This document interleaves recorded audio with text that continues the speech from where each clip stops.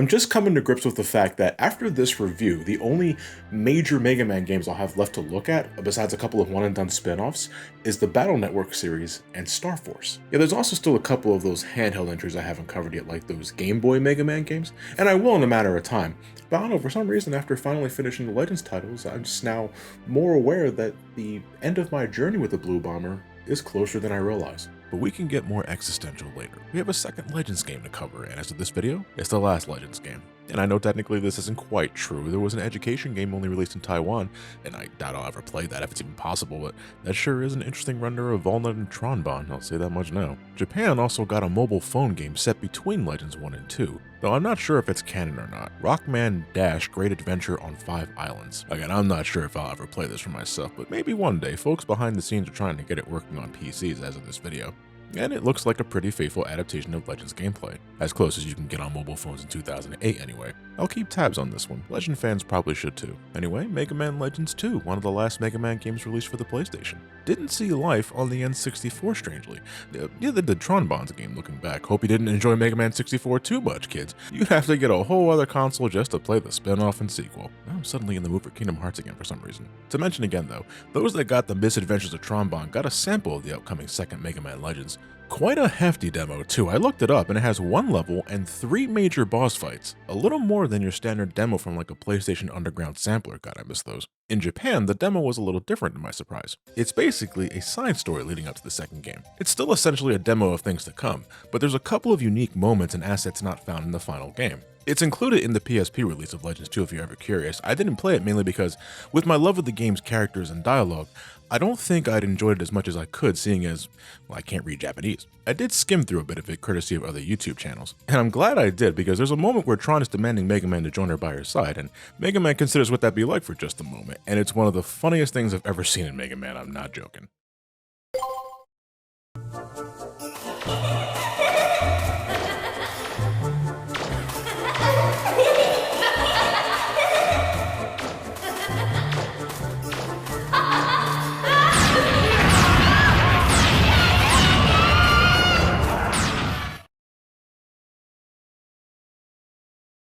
That was genuinely great. It's a shame this demo never got properly localized. I would have loved to experience that.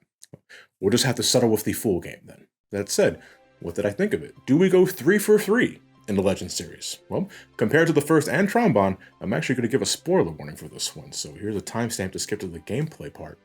And now I know I'm a little weird with that. It's like, why do you give some games a spoiler jump and some games you don't? And it really just depends on how involved the story is to the game itself. Like if it's a long, convoluted, or just involved storyline, I tend to give spoiler warnings because I feel that is a real big part of the experience. Just so that you guys know, like my headset when I'm like giving games some story explanation when I'm not with the others. And I've only been doing this for a very long time, and I'm only just now giving an explanation to that.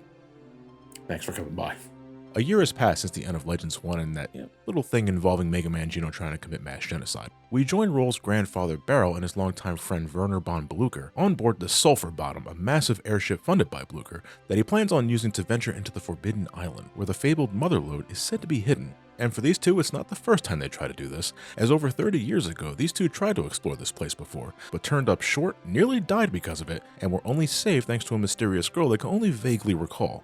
But while Werner is eager to try again now that he's got the resources this time, Barrel is only reminded of bitter memories, as 10 years ago, he would lose his daughter Matilda and his son-in-law Banner when they themselves ventured into the Forbidden Island after hearing the story of how Barrel and Werner mysteriously survived their initial expedition. While holding a press conference to announce their plans concerning the island, a woman posing as a news reporter warns everyone inside that the Mother Lode isn't what they think it is, and that they should all turn back.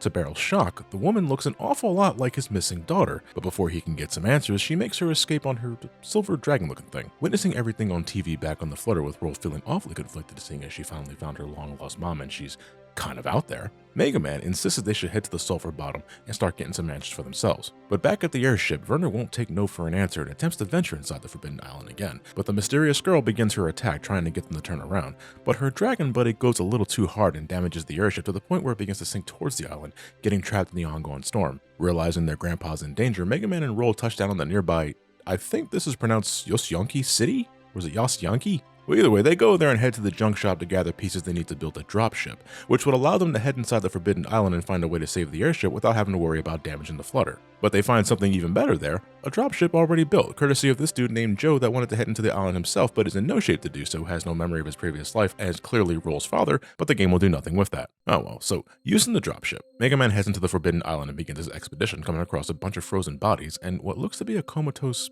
Hatsune Miku. He eventually stumbles upon a mysterious floating object guarded by a giant reaver bot, but after taking care of it, the storm finally subsides, saving the sulfur bottom from catastrophe, but more importantly, the floating object above explodes in a flash of light, revealing a man and girl inside it. Good grief, she's naked! Okay, I wasn't expecting blatant nudity in a Mega Man game, that's for sure. From afar, the mysterious woman, later revealed to be a mother unit named Yuna, placed in charge of watching the planet, watches as Mistress Sarah is awake and her companion Gat, stating that with her being released, the Carbon's fate has been sealed. But instead of following protocol and handing over the keys to the system to Sarah, Yuna instead decides to see how things will play out, ultimately wondering what is it the Master had in store for Mega Man Volnutt, the one that carries the genetic code he entrusted to him eons ago. Realizing that Yuna isn't giving her the keys to the system, Mistress Sarah decides to play along for the time with her companion Geets, fooling the others into helping them by telling them that the 4 keys scattered across the planet will need to be collected to locate the mother lode and unlock the way to ancient technology and prosperity. I was so shocked the story tipped its hand so early, so blatantly like this. In any other game, Mistress Sarah and her companion being revealed as the villains would be like an Act 3 twist, something that we would eventually work our way towards. But no, we get everything we need to know about them within the first couple of minutes of them being on screen. Now this saps all the mystery away, and maybe there could have been a more organic way of telling it, but it does add a level of intrigue to the narrative. We know Sarah is bad news, but how is Mega Man and the others going to find that out? Will they find out? Well, we gotta start collecting those keys and see for ourselves. But we're not the only one after the keys, because on board the airship, the Bonds and other factions of pirates have been secretly listening in on the whole conversation, including a returning Glide from the spin-off game that I'm surprised Tizo and Tron tolerate him even being there, considering the shit he put them through before. This also means he escaped prison, and I can only hope this means Denise got fired just so that she can pursue that wrestling career. All the challengers. Okay, champ! Anyway, the pirates want the keys for themselves and amass all the riches and technology that come with it. The Bonds especially, since apparently their general store they started some time ago is in the red and they need to get out of debt. Some things never change. And after that hardy as fuck introduction, the bulk of the adventure is Mega Man and Roll traveling across the remaining islands of the planet in search for the keys that they'll think will lead them to the mother lode. Now we already know that's a fruitless endeavor, they blatantly tell us that. But that doesn't mean we can't enjoy the journey along the way, and I feel that's the real important thing in the Legend series, the characters within the story itself. The hunt for the keys is simple enough. Mega Man and Roll just travel to different areas in the Flutter and explore the ruins after helping the people in need, but the different factions of pirates constantly poke their heads in and cause trouble. And it's not just the Bonds. You got Glide returning along with his army of Sentai birds. Then there's Claymore and Bola, pirates long past their prime shit. Bola doesn't even want to be there, he knows he's too old for this shit, but he tags along anyway to help his longtime friend Claymore, who ultimately defeats himself when he throws out his back. I love that. But it's the Bonds that once again steal the show with their antics and surplus of giant mechs to rack up the collateral damage. Tizo gets a good bit where he tries to use a priceless artifact as a shield when you're trying to attack him. That boss fight was annoyingly long too, because I actually didn't want to destroy the statue, not realizing how cheap it would have been to replace it if I just went and blew the whole damn thing up to Kingdom Come. God, I enjoyed everything about the bit where Tron tries to win over Mega Man's heart by bringing up some legitimately decent points against Roll, how those weapon upgrades are so expensive because she's secretly skimming off the top, which I wouldn't immediately argue against that. Earlier in the game, Roll confesses to Mega Man that she sold all of his previous equipment to upgrade the ship, and oh god, dick move, Roll. But then Tron also begins using a voice changer to make Mega Man think Roll is shit-talking him, which in this age of deepfake technology becoming a more concerning issue has aged like the finest wine looking back. Tron's antics were seriously top form here. I understand why fans like to pair her and Mega Man together, especially after this game. I mean, besides the pairing being nicknamed Megatron, but I don't know, I also really enjoyed the continued relationship building with Mega Man and Roll. I mean, Mega Man, he continues to be the world's #1 best friend, helping those in need, making breakfast for a friend clearly bummed out about things. I'm sad we never got this apron outfit as an alternate costume, by the way.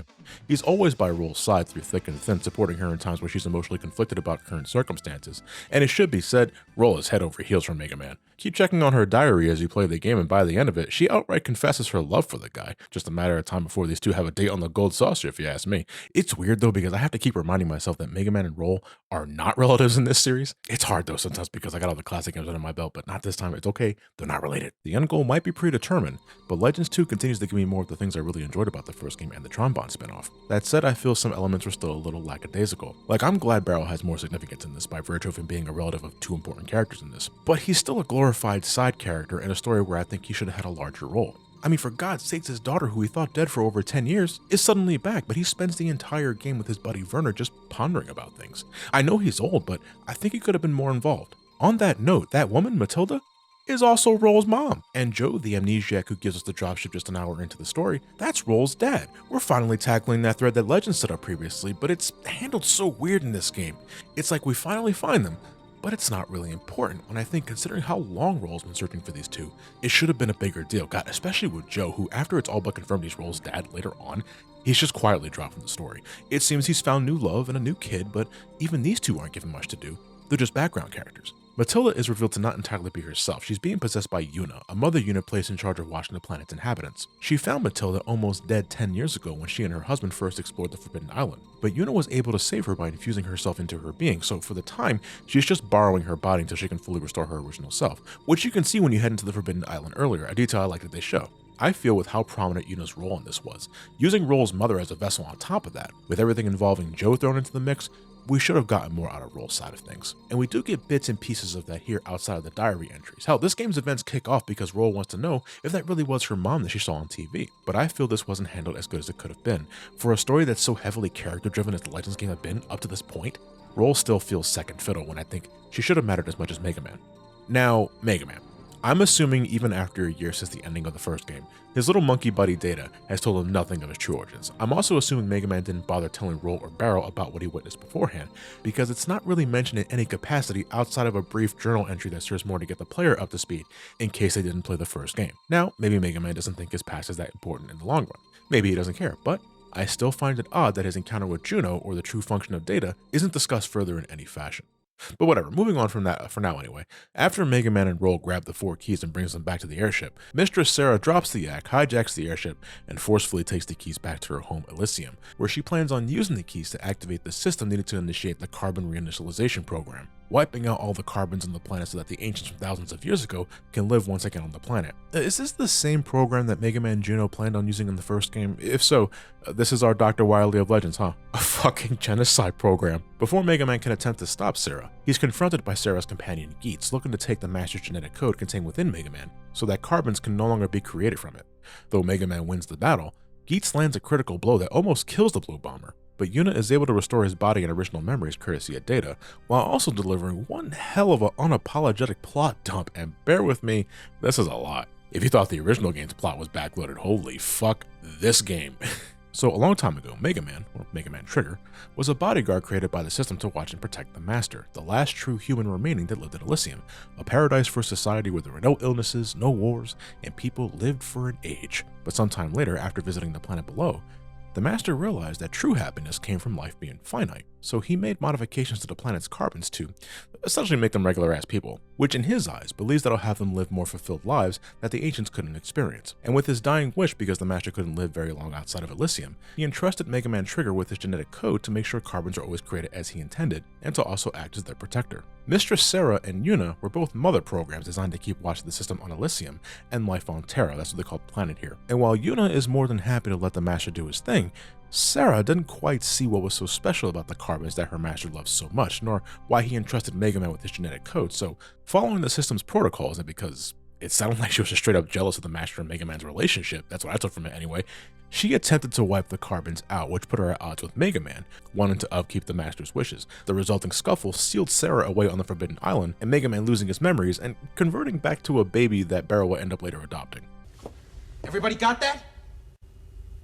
Good! Okay, so back in present day, Mega Man is restored, his memory is slowly coming back, but there's no time to reflect because Mistress Sarah is ready to activate the carbon reinitialization program back on Elysium. With Una's assistance, her companion Gats is able to use this space shuttle to take Mega Man straight to Elysium, which is orbiting just above the planet like an artificial moon. Mega Man then confronts Sarah one last time in a battle for the ages, and fuck this battle, because even after getting all those damn health and armor upgrades, she still hits like a fucking God damn! But Mega Man comes out on top once again, stopping Sarah in her tracks, but instead of dying, her consciousness is instead transferred to Yuna's original body, the Hatsune Miku one.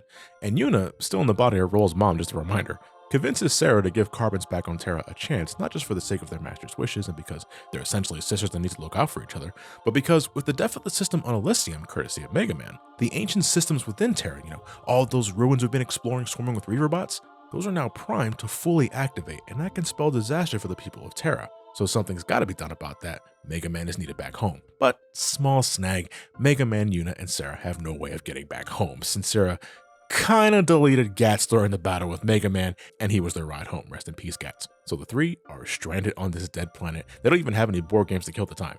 But Mega Man, doing what he does best, remains optimistic, for he's sure Roll and the others are doing what they can to bring them back home. And he's not wrong, but Roll and Tron certainly got their work cut out for them.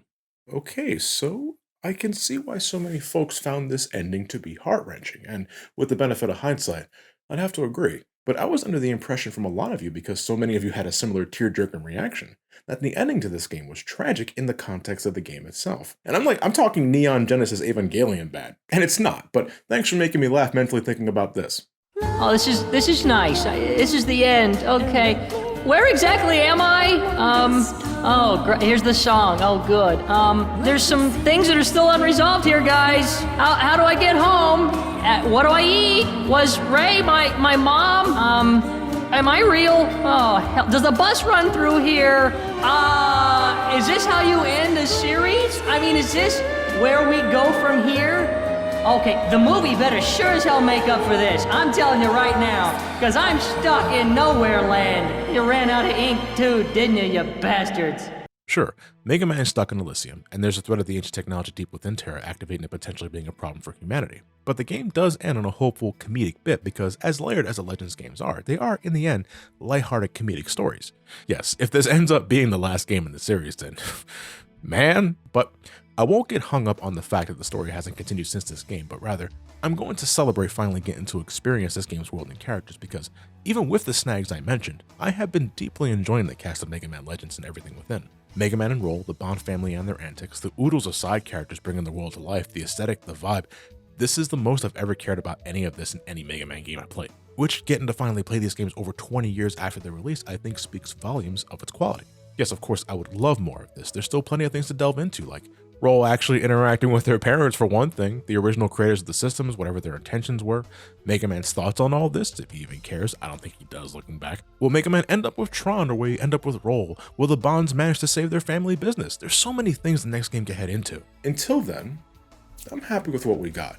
And while I'm not sure if Legends 3 will ever truly be a thing, I'm willing to wait, however long it takes. That said, when that Mega Man Legends Legacy Collection inevitably happens, you guys better make sure you buy the fucking shit out of that thing if you want to convince Capcom to make Legends 3 a reality. I know for years dedicated fans have tried their damnedest to get Capcom to complete Mega Man Legends 3, and while I realize it's not quite the same and it's not a competition, I feel as a Metroid fan, I know that struggle, I know that pain, especially in this case where you had a Mega Man Legends 3 right then and there, it was going to happen, and then it was just taken away from you in a time where Capcom seemed hell-bent on shitting on everything that was Mega Man. Things have improved a bit since then with all the legacy collections and what have you. I think Capcom is trying, but it's not just a matter of you guys showing love and support through community efforts, fan art, and declarations of love. They're a corporation at the end of the day. You gotta show them the money. Apparently, that's how we even got Mega Man 11 at all. So when that legacy collection drops, get it. Get it 3 times and show Capcom that you guys really mean business. And I'll be there right alongside you, because I too would like to see a Mega Man Legends 3 happen at some point or another. Because now that I finally got to play these games for myself, yeah, give me more. Speaking of, we should probably start talking about the game. The first thing I ended up doing was heading to the tutorial, getting myself reacquainted with the controls, and oh, thank God, full analog control. This feels so much better than before. And you have a moon jump by default now, platform is pretty smooth. You can also move while using the lock-on now, that's great. Makes the circle strafing strategy more reliable to consistently hit your target. There's also a grabby move to pick up things now, like boxes. That's a little weird. Look at that thing on the bottom right. Look at, what am I, pinching someone's ass? That's a little weird, but whatever, it works. And not for nothing, don't underestimate the power of chucking enemies at one another. That can come in real handy later. I don't like how it's considered a special weapon though. Something you have to manually switch to in order to use. I know there's only so much real estate on the controller, but I think grabbing things, objects, or enemies otherwise would have been better if it were a context-sensitive tool or proximity-based. Turning from a stationary position is still a little weird too. Mega Man turns with the camera when you're looking around, and that just feels strange to me. The dodge roll also seems finicky when you're trying to use it with the analog stick. I either don't do it at all and eat shit, or I just do a regular jump instead, leaving me totally vulnerable. Trust me when I say use the shoulder buttons with the jump button instead. It'll save you a headache. What I found the most annoying thing though, was needing Mega Man to almost be perfectly centered with certain things just to interact with them. If you're angled just slightly when you're trying to grab ledges, you won't grab them. If you're not looking directly at a door or ladder when you're hitting the circle button, you won't use them. You just find yourself doing this weird little stutter step because you're mashing the circle button trying to interact with it and nothing's happening. This is still an overall marked improvement though, a few hiccups here and there, but more than enough to carry Mega Man through this brand new adventure. And that new adventure is you traveling across the world looking for the 4 keys. You shoot things with your trusty buster that you can upgrade to become stronger with the right parts. Special weapons are also back of different flavors, a lot returning from the last game, so you should be familiar with things right out of the box. And I like how ammo is handled in this game. You have this green and blue meter here, the green acting as a cooldown meter, the blue one holding your actual ammo. When you fire a special weapon, it drains your green meter first, preventing you from spamming attacks when depleted, but as it fills back up, it consumes the blue meter. It consumes the actual ammo. I know it probably would have been simpler if they just stuck with the regular ammo meter, but I like this approach, giving Legends 2 a distinct feel. And enemies actually drop special ammo in this game when killed, so I never had to worry about running dry. But sadly, you're still confined to using one special weapon at a time, and you still have to go back to roll to make the switch. I realize now this is just how the Legends games do things, but I still think it wouldn't have hurt if we could hold more than one weapon at a time. If Link can hold all of this fucking junk, why can't Mega Man?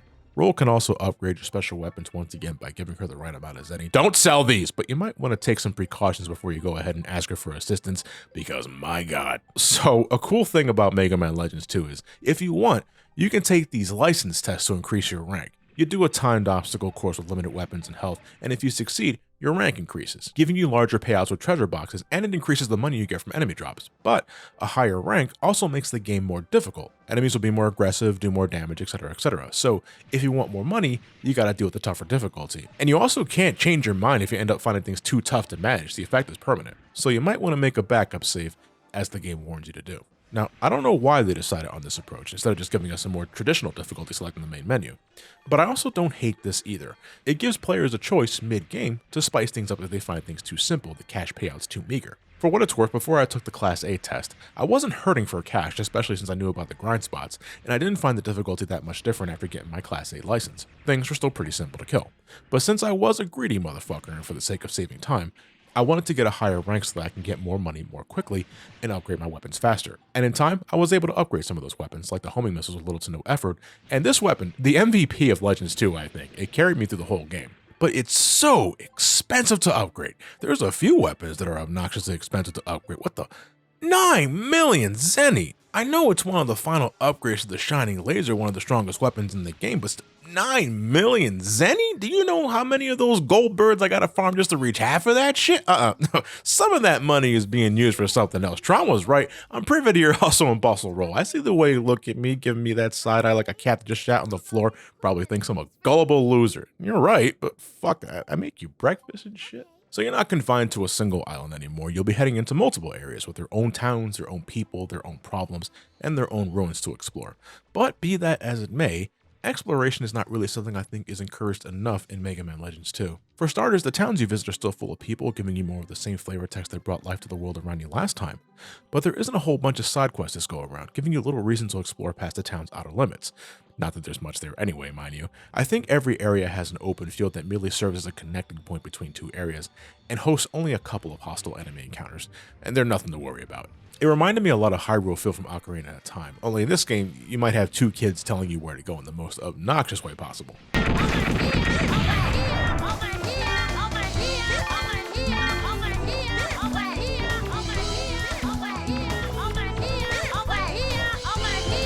Holy shit, that was annoying. But yeah, towns are really just there to host the next objective, and a few shops that you can visit to buy things for your health, or little trinkets that you can give to Roll to make her happy. Like a new copy of, holy shit, Resident Evil 43? I figured thousands of years into the future, they'd be at 84 by now. There's only a handful of truly optional things to do, like a few subgates for extra money, the racing courses in Sol Kada, or this trivia game in Pakti Village that, what a game! This goes well beyond testing your knowledge of in-game stuff. No, it asks you questions on a bunch of real-life history, religion, geography, music, a lot of things. So brush up on your studies, kids, if you want all those delicious prizes. And just remember, Hitler was born in Austria, not Germany. What the fuck? But this is a more straightforward game than Legends 1, resulting in something that's less Metroidvania and more Legend of Zelda. Hell, the ruins in this game are temples in every sense of the word. They're plenty dangerous, full of obstacles, puzzles to solve, and wondrous treasure to plunder, but you don't have much freedom to go where you please. You explore what you can, when you can, but you'll find your path blocked with many a locked door until you find the required keys and such to open the way, culminating with a boss fight towards the end of the road. Reaver bots still swarm the narrow hallways, coming in different sizes again, and I'm glad they mostly learned from last time about placing them away from the door so that you don't get unfairly ambushed. That said, there's still one instance of that in the first temple. Dick move, guys. But it's not just reaver bots this time that can cause problems. In Legends 2, you can also be afflicted with different status effects. Your gun can be disabled for a short period of time and also makes it look like you fucking reek. Go get a shower, Stinky, but only after Roll's done. What do you think you're doing? You can also go numb from being too cold or by stepping on electric panels. Hot damn, fire damage in this game is no joke. Your health just fucking vanishes if you spend more than a second in magma or a fire stream. Seriously, stock up on those medicine packs when you can. Lifesavers. Some dungeons also got their own flavor of bullshit. The Nino Ruins is this game's tribute to the water temple from Ocarina of Time. You gotta pause a bunch to switch to your lifter so that you can pick up boxes and proceed, and you gotta adjust water levels so that you can jump higher over certain walls. It's also dark, and I swear something is gonna suddenly come out at me from the dark abyss. I hate it. And since most of this place is also underwater, the game's frame rate is cut in half and everything is just slower. This sucked. I hear the PSP version of this place doesn't cut the frame rate in half, so you might want to consider playing that version to avoid this shit. You know what I like? Unmarked floor hazards that just come out of nowhere, and the Sulfur ruins has just enough of that shit to get under my skin. I think you're given like a split second to avoid this trap when you trigger it, but you gotta be on top of that shit, or else say goodbye to some health, and it happened a lot. The ruins in Yossianki have ice physics everywhere. It's not too much of a problem until you gotta start platforming, and why? Oh god, especially against the boss fight where you have to jump on these platforms to avoid its ground attack, but the platforms have ice physics for some reason. Why? They're not made of ice, they're just green. Make sure you have the proper footwear on for this place. What was it again? The asbestos shoes. Roll, what are you doing? I'd rather be on fucking fire than have asbestos on my feet. Shit like this is why some people turn Mega Man to the dark side, Roll. That's all I'm saying. Alright, this and the first Legends game have that karma system, don't they? I completely forgot to talk about this last time because it just seemed so inconsequential to me. And as far as I know, it just affects how people treat you in dialogue, and I think prices in the shop. And that's that. But yeah, depending on your actions, you can either be viewed as a goody two-shoes or an asshole. All depends on the little things you do. You want to give Mega Man a darker shade of blue? Kick dogs, litter, rob a bank, invest in Bitcoin. Want to be considered a saint? Donate 1 million zenny to the church and find Jesus. No wait, fuck, look at that glow. He is Jesus, holy shit. But yeah, that's the thing in this game. I feel if I even tell you now, I get swarmed by a bunch of people telling me about something that ultimately doesn't matter. I love you.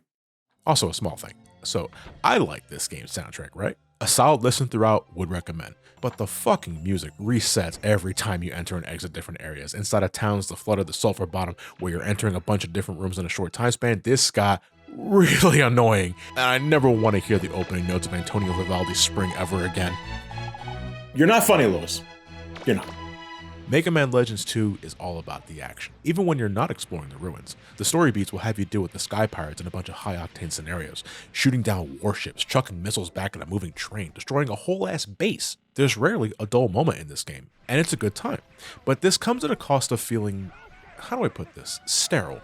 Because the first game was confined to just Cadillacs Island, I feel it placed an emphasis on community. There were less stakes involved compared to this, I realized, until the endgame, but I felt it made doing things in Cadillacs a little more fulfilling, if that makes any sense. Legends 2 is still pretty good about this, and there's no shortage of people to converse with to make each area feel alive, and no shortage of flavor text you can find in journals, diaries, and trivia games. But with less to do outside of main objectives, you're essentially encouraged to follow the straight line the story lays out for you. And again, that in itself could be fine. Maybe you just want a more linear adventure. And I got my problem, sure, I still really like this game, but thinking back, I enjoyed it just as much as Legends 1, but not more. Legends 2 is a better game. It does a lot to fix the jank that made the first game a little cumbersome to really get down with. The level design here is more focused, and it feels much better to control.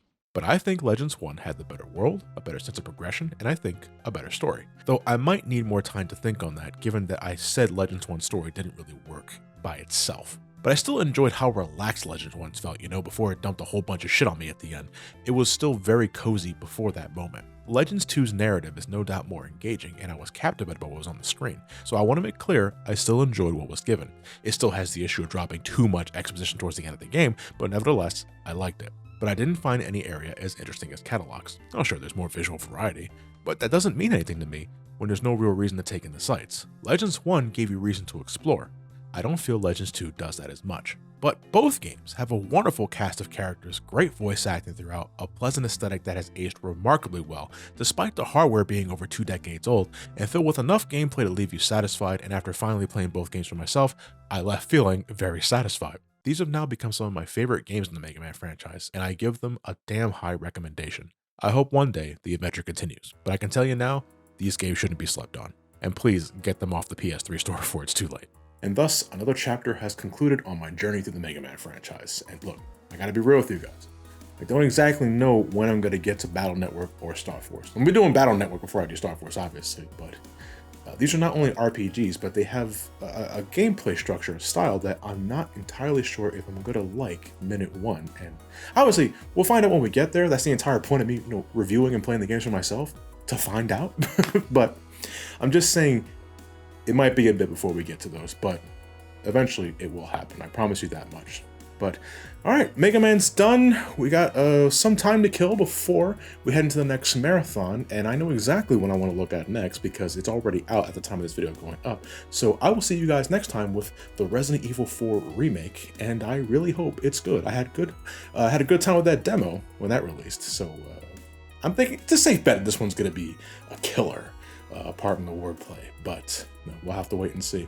In the meantime, some more patron shoutouts. All right, so continuing where we left off, and apologies for any name that I butchered, but shoutouts to some of my $10 patrons, including Jordan624, Alex Cookendorfer, Roemi Camillo, Kyoshimi, Zany, Random Thought JB, The Kenyan Squad, Josiah Andrews, RHKJ number 9 Tro, I think that's how you pronounce that, Soul, Michael Karaman, Scout, Zachary Great, The Bone Father of Law, Hey Trios, Flower Fantasy, Joshua Scaper, A Alto, Harvey Tinkletoes, Michael Bowles, Mojo LaCroix, Dreaming VA James, Vern Heifelberg, Frank Rosati, KD Nguyen, Boardman, Kingdom 850, Retro Chaos, Zeganordo, Emily Evans, The Quirky Frog, Steve Roethlisberger, Bracky Zach, Hyperhunt621, Critical Link, Lee Fox with 2 X's, Chris Xavier C, Mocha, Jonathan Millord, Scruff, Mr. Boo, Colleen Nato, John Doe Rules, Tim Arendt, Brian Alfaro, Danny Bound, Aiden Ferguson, Sam McGuire, Metal Gear Taurus, Frozen Spaghetti, Nick Anderson, Pax Bernhard,